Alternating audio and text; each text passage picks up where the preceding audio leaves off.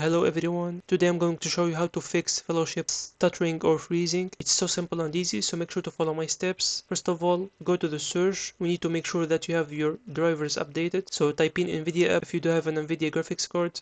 Next, make sure to sign up or log in with your correct information. Go to drivers in the left menu. You will see the download and the install button in the right. Make sure to click it. After that, choose between these two options. I usually leave it as default and click on continue for faster installation. Next, go to settings, turn off the NVIDIA overlay like this. Next, go to the search and type in device manager.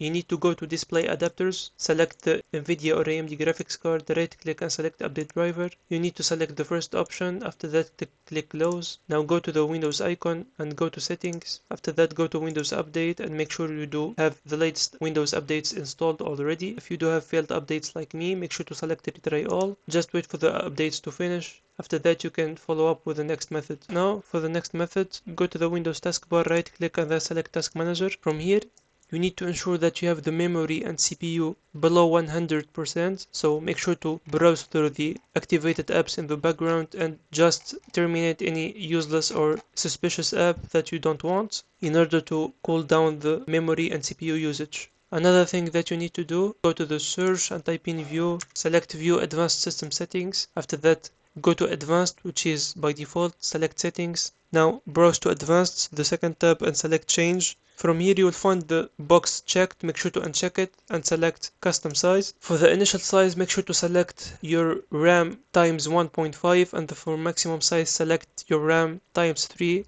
That way you ensure that you have the best performance and avoid any type of stuttering or freezing issues. After that, select OK.